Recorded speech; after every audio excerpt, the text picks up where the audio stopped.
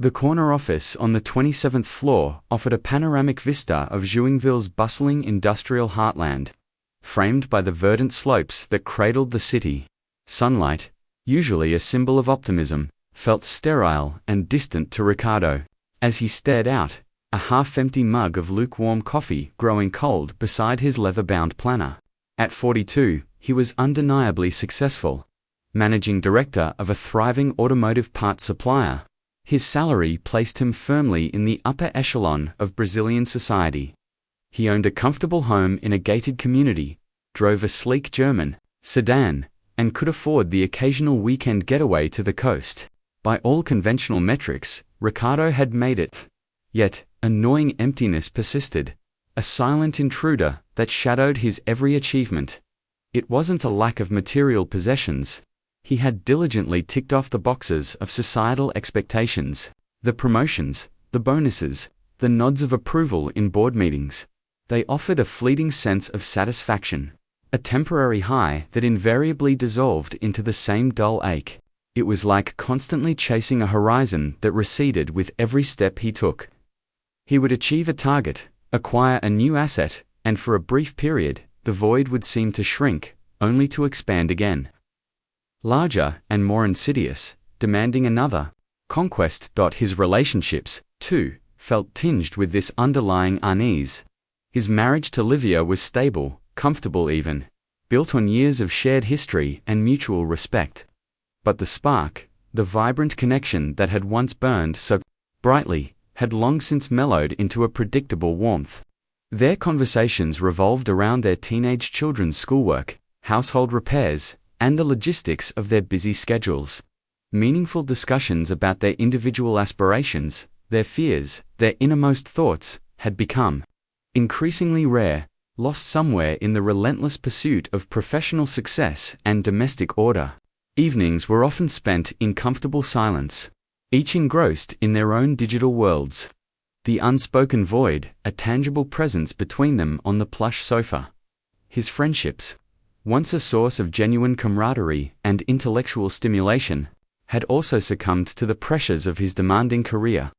The spontaneous after-work drinks, the shared hikes in the nearby mountains, the passionate debates about politics and philosophy, these had been replaced by hurried lunches and perfunctory WhatsApp messages. His friends, many of whom had pursued different paths, often seemed to inhabit a different emotional landscape, their concerns and joys feeling somehow distant and irrelevant to Ricardo's carefully constructed world of quarterly reports and supply chain optimization. He felt like an observer looking in, a successful player on a field where the rules of engagement had subtly shifted, leaving him feeling isolated despite the outward appearance of connection. The emptiness manifested in unexpected ways. Sometimes, it would hit him during his morning commute, as he sat in the air-conditioned comfort of his car, surrounded by other equally successful professionals, all seemingly purposeful and driven. A sudden wave of pointlessness would wash over him, a questioning of the entire endeavor. What is the ultimate goal of all this striving? What am I truly building, beyond a comfortable existence and a respectable CV? The feeling would be fleeting, dismissed as a momentary lapse in focus, but it would leave a residue of unease that lingered throughout the day. Other times, it would surface during moments of supposed leisure. A lavish vacation to a tropical resort, meant to be a reward for months of hard work, would often leave him feeling restless and strangely detached. The turquoise waters and swaying palm trees felt like a beautiful backdrop to his inner turmoil, an elaborate stage for a play. He no longer understood. He would find himself scrolling through work emails, his mind unable to fully disengage. The familiar anxieties of his professional life, offering a perverse sense of comfort in the face of the profound emptiness that vacation was meant to alleviate. As he stood by his office window, the sun beginning its slow descent towards the horizon, casting long shadows across the cityscape, Ricardo felt the weight of this unspoken burden press down on him. He had climbed the ladder of success, rung by rung, only to find that the view from the top offered no solace for the hollowness within. The salary, substantial as it was, had filled his bank accounts, but it had done nothing to fill the existential void that seemed to be his constant companion. The question now, heavy and unanswered, hung in the sterile air of his office. Having reached the pinnacle of what society deems success, where does one turn when the true hunger remains unaddressed? The question echoed in the silent, opulent space, not as a fleeting thought, but as a profound indictment of his life's work. For the first time in years, Ricardo didn't push the feeling away.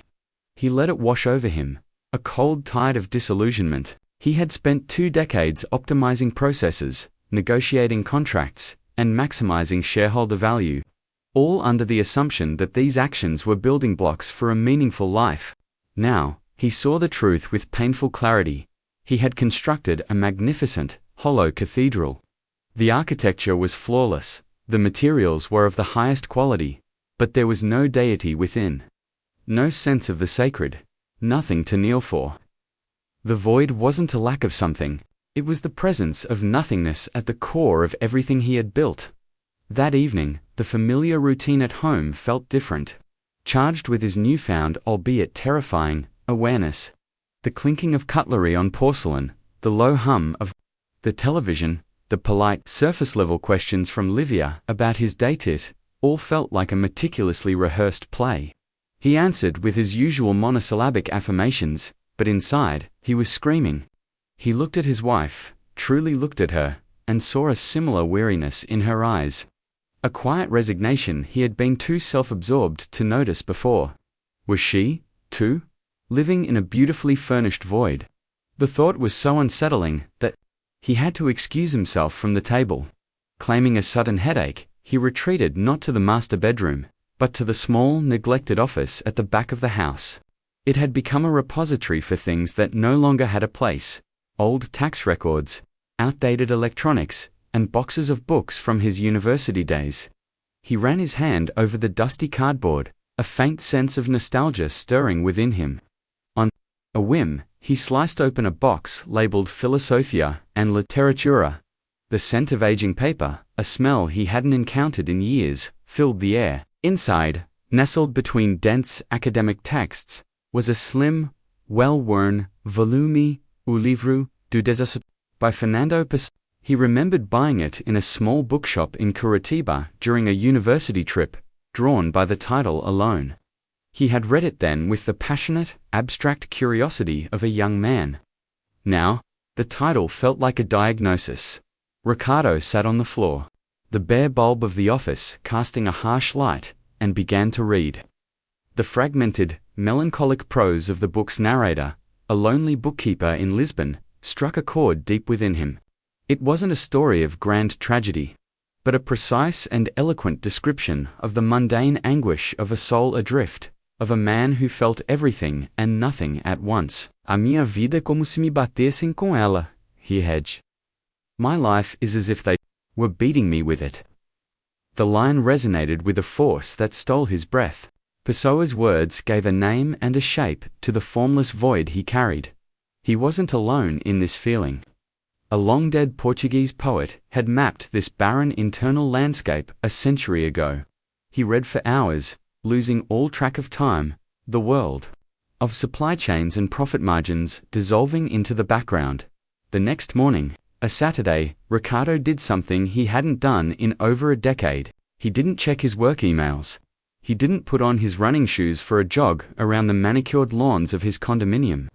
He got into his German sedan, but instead of turning towards the gym or the gourmet market, he drove towards the old city center of Joinville. He bypassed the modern shopping malls and navigated the narrower streets until he found what he was looking for, a small, unassuming café, livraria, a place he'd heard about but never had the inclination to visit. It was the antithesis of his world, dimly lit, filled with the aroma of roasted coffee and old books, with mismatched wooden chairs and quiet patrons who were reading, not scrolling. He ordered a simple black coffee and found a secluded corner. He didn't have the Pessoa book with him, but its essence lingered in his mind. He watched the people around him, a young couple debating animatedly over a chessboard, an elderly man meticulously filling a notebook with elegant cursive, a woman sketching in a journal, a faint, focused smile on her face. None of them possessed the overt symbols of success that defined his social circle, yet they seemed to radiate a quiet purpose, an engagement with their inner worlds that he found both alien and deeply enviable. They weren't just passing time, they were inhabiting it. The coffee in his hand was rich and flavorful, a stark contrast to the bland, machine-brewed sludge he drank at his office. For the first time in a long time, he was simply present, an anonymous observer in a world that operated on a different currency.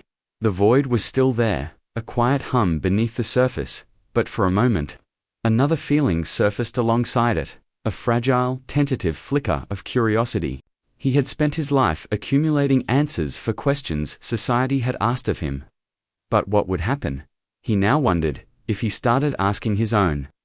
Sitting in that corner of the cafe, bookstore, the warmth of the cup in his hands, Ricardo experienced an epiphany.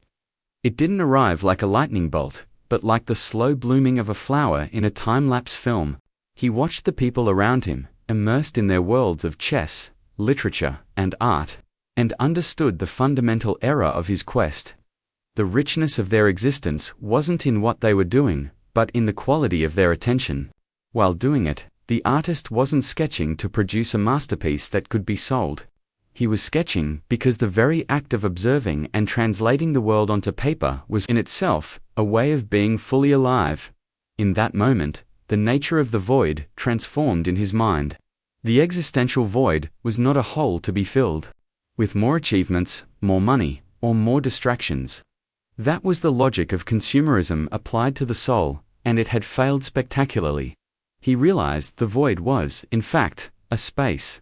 It was the necessary silence between musical notes that allows a melody to exist. It was the blank canvas, essential for a painting to be created. His entire life had been a frantic attempt to fill every inch of the canvas, to play all the notes at once, resulting in nothing but cacophonous noise and a blurry image.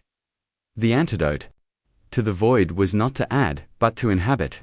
It wasn't about finding a grand new purpose, but about finding purpose in what was already present. The question he had asked himself, what if I started asking my own questions, contained its own answer. The first question was not what do I want, but where am I? Ricardo finished his coffee, the rich, bitter taste lingering on his palate.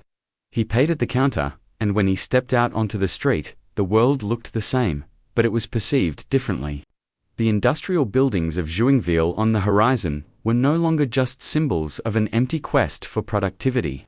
They were complex structures, filled with other lives, other narratives. His house was not just a real estate asset, it was a space he shared with Livia, a place whose silence he could, perhaps, begin to fill with genuine questions instead of tired assumptions. His job didn't have to be just a source of income.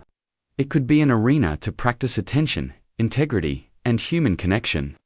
Even within the cold logic of business, he didn't need to demolish the cathedral he had built with such effort.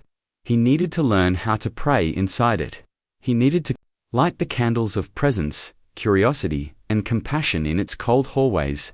The cure for his soul was not in a dramatic escape, but in a conscious return to the very life he had created, but never truly lived. The path would not be easy, and the change would not be instantaneous. The void, like an old habit, would surely try to reassert itself. But, for the first time, Ricardo was no longer looking for a map, a final destination, or a salary that could buy his peace. He was, at last, learning to read the compass of his own consciousness and beginning the journey.